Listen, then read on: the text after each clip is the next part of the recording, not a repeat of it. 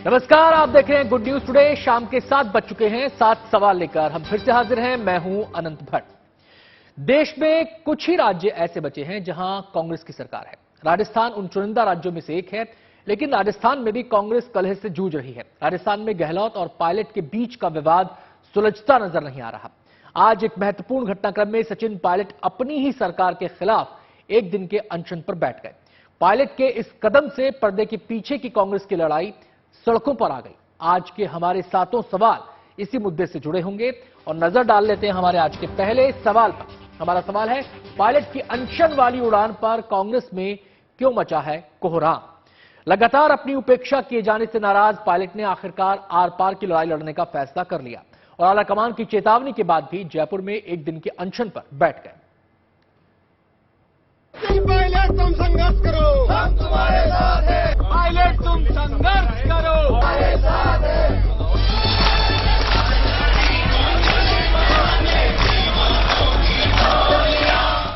अपनी सरकार के खिलाफ पायलट का अनशन। तो पायलट साहब जो भी डिसीजन लेते हैं वो पार्टी के हित में ही लेते हैं।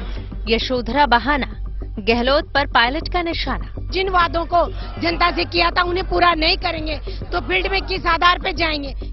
पायलट ने दिखाया दम, कांग्रेस में मचा हड़कंप। कि राजस्थान में एकमात्र नेता है जो जनता के हक अधिकार के लिए लड़ता है। 8 महीने बाद चुनाव है, हम लोगों से किस बात से वोट मांगेंगे? राजस्थान में कांग्रेस के बड़े नेता सचिन पायलट ने आखिरकार ऊंची उड़ान भरने का फैसला ले लिया है। पायलट ने अपनी ही सरकार के खिलाफ मुखर होकर मोर्चा खोल दिया है। आज पायलट गहलोत सरकार पर भ्रष्टाचार के मामलों में कोताही बरतने का आरोप लगाते हुए जयपुर के शहीद स्मारक पर एक दिन के अनशन पर बैठ गए। पिछले कुछ सालों में राजस्थान की सियासत में पायलट और गहलोत की जो लड़ाई पर्दे के पीछे से लड़ी जा रही थी, आज वो दुनिया के सामने सड़कों पर नजर आने लगी। पायलट आज जब शहीद स्मारक पर धरने पर बैठे तो उनकी हौसला अफजाई के लिए उनके सैकड़ों जोशीले समर्थक वहां मौजूद थे। घर का धंधा छोड़ के चली रे पायलट संग, घर का धंधा छोड़ के चली रे सचिन पायलट संग। अब डर कायका कि सचिन है मारो संग, अब डर कायका कि सचिन है मारो संग। सचिन पायलट का धरना जयपुर में शुरू हो गया है। शहीद स्मारक पर देख सकते हैं कि सचिन पायलट यहां पर बैठे हुए हैं। भारी संख्या में लोगों का जमवाड़ा है और भजन कार्यक्रम चल रहा है। स्टेज पर ज्योतिबा फूले और महात्मा गांधी की तस्वीर है। स्टेज पर अकेले बैठे हैं सचिन पायलट और उनके आसपास नीचे बड़ी संख्या में लोग बैठे हैं। आज ज्योतिबा फुले की जयंती है, लिहाजा अनशन से पहले सचिन पायलट ने ज्योतिबा फुले की प्रतिमा पर माल्यार्पण किया और फिर अनशन स्थल पर पहुंचे।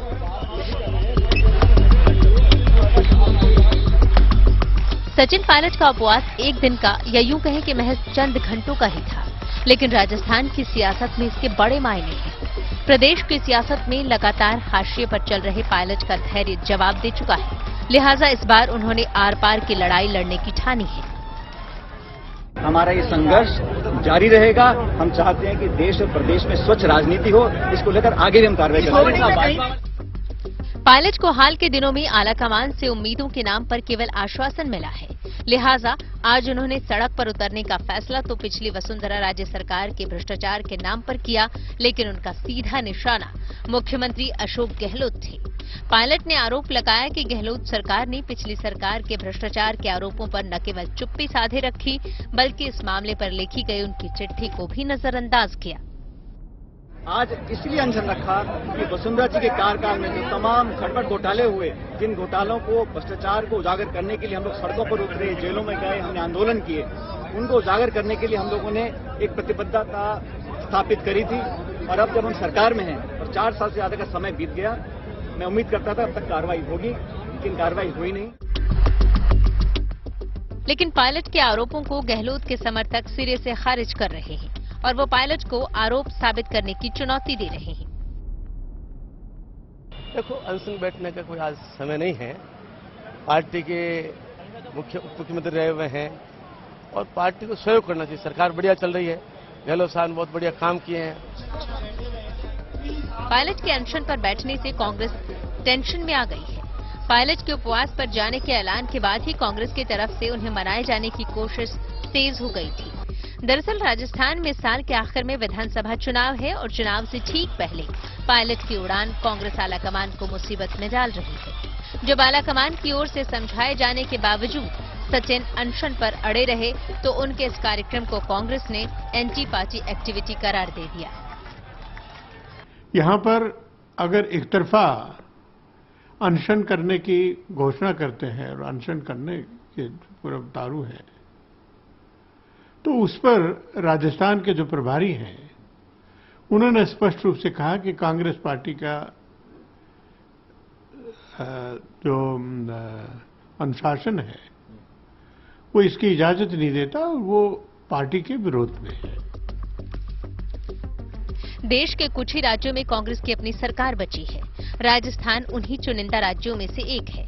राजस्थान में भी जल्द ही चुनाव होने जा रहे हैं, लिहाजा राजस्थान में पायलट का बागी रुख राज्य में कांग्रेस की चुनावी संभावनाओं को पलीता लगा सकता है। जयपुर से देव अंकुर के साथ Sharad Kumar, good news today.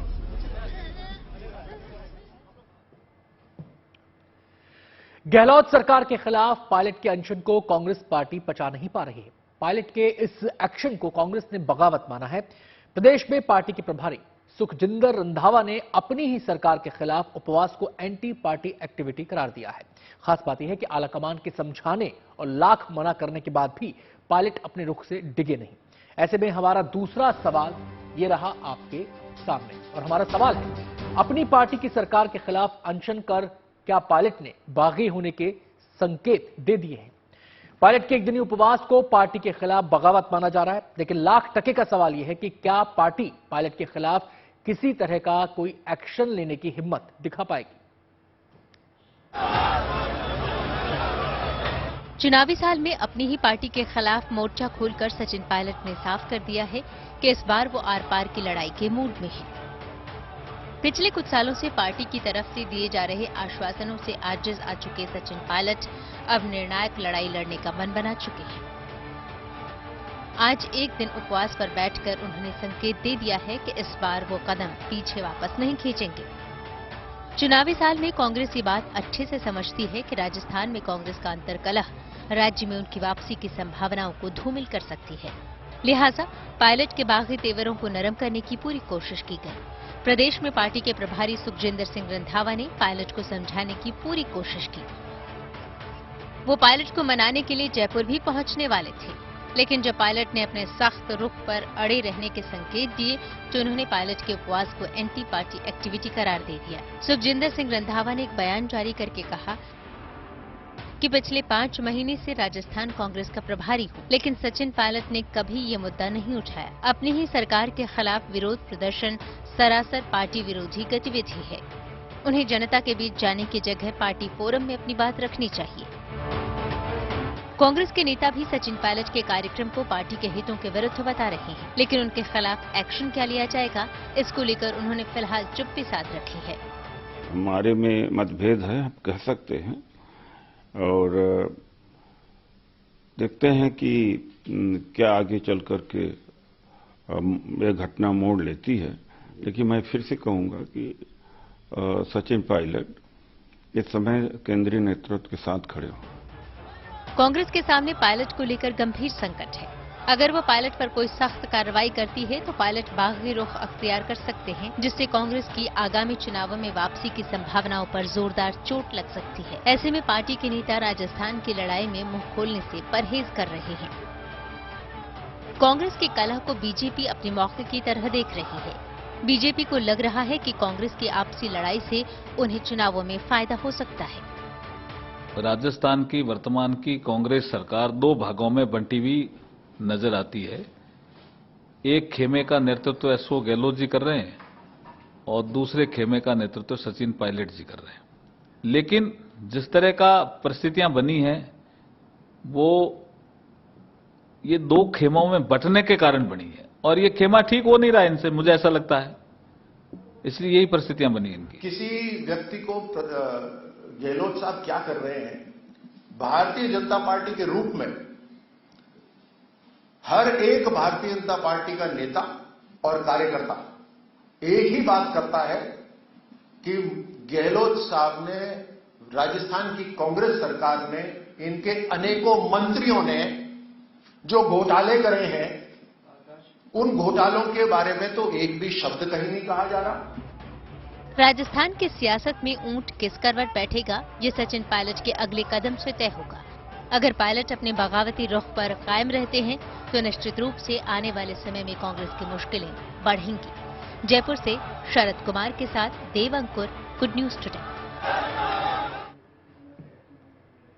Pilot और गहलोत के बीच मतभेद किसी से छिपे नहीं है। ऐसे में पायलट के गहलोत के खिलाफ मोर्चा खोल दिए जाने के बाद गहलोत खेमे की तरफ से भी पायलट पर हमले तेज हो गए हैं। गहलोत समर्थक मंत्रियों ने पायलट की मंशा और टाइमिंग पर सवाल खड़े कर दिए हैं। नजर डाल लेते हैं हमारे आज के तीसरे सवाल पर। हमारा सवाल है, पायलट के अटैक का गहलोत पर क्या होगा असर। पायलट के हमले को नजरअंदाज करते हुए गहलोत ने आज एक वीडियो संदेश जारी किया, जिसमें मिशन 2030 की बात कर कुर्सी न छोड़ने के संकेत दे दिए। इसके बारे में और जानकारी दे रहे हैं हमारे संवाददाता शरद कुमार।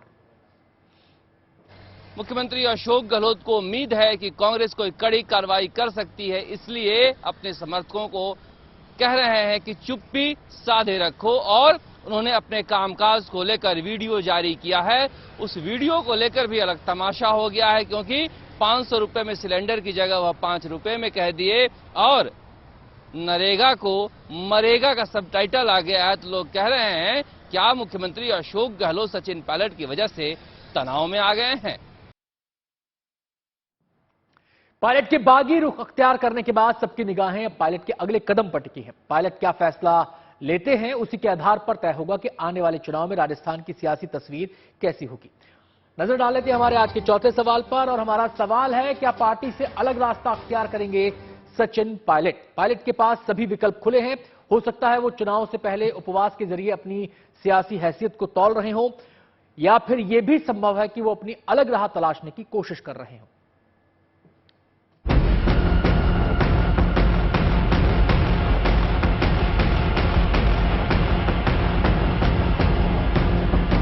अपनी ही सरकार और पार्टी में लगातार नजरअंदाज किए जाने से सचिन पायलट बेहद नाराज दिख रहे हैं। पायलट की नाराजगी के पीछे वजह भी साफ है। जब 2018 में राजस्थान में कांग्रेस की सरकार बनी तो उस वक्त सचिन पायलट मुख्यमंत्री पद के प्रबल दावेदार थे, लेकिन कांग्रेस आला कमान ने युवा चेहरे की जगह अनुभवी और अपने भरोसेमंद सिपहसालार अशोक गहलोत को कुर्सी सौंप दी। हालांकि पायलट को उप मुख्यमंत्री की कुर्सी सौंपकर दोनों के बीच मतभेद को खत्म करने की कोशिश की गई, लेकिन कुर्सी की चाहत पायलट अपने दिल से कभी निकाल नहीं सके। वक्त के साथ मुख्यमंत्री अशोक गहलोत के साथ पायलट के मतभेद उभरने लगे और कई मुद्दों पर दोनों के अलग अलग विचार सामने आने लगे। 2020 में तो पायलट की बगावत की वजह से गहलोत की कुर्सी पर संकट खड़ा हो गया था, लेकिन राजस्थान की सियासत में जादूगर के नाम से पहचान वाले अशोक गहलोत ने न केवल अपनी कुर्सी को महफूज रखने में सफलता प्राप्त की, बल्कि आला कमान को भी ये समझाने में सफल रहे कि पार्टी का राजस्थान में भविष्य उनके ही हाथों में सुरक्षित है। इसके बाद धीरे धीरे प्रदेश की सियासत में सचिन पायलट का रुतबा कम होता चला गया। जब जब पायलट ने अपनी बात आला कमान के सामने रखी, उधर से उन्हें आश्वासनों का पुलिंदा थमा दिया जाता। लेकिन अब चुनाव में महज कुछ ही महीनों का वक्त बाकी रह गया है। अब पायलट के पास बहुत कम विकल्प बचे थे, इसलिए उन्होंने इस बार निर्णायक लड़ाई लड़ने का फैसला लेते हुए गहलोत सरकार पर प्रहार कर दिया। सचिन पायलट तुम संघर्ष करो, हम तुम्हारे साथ हैं। सचिन पायलट तुम संघर्ष करो। पायलट को भी इस बात का अंदाजा है कि यह मौका भुनाने का वक्त है, लिहाजा इस वक्त का फायदा पार्टी में रहकर उठाया जाए या फिर पार्टी से बाहर होकर। लिहाजा उन्होंने गांधी परिवार के बंधन से आजाद होने के संकेत दे दिए हैं।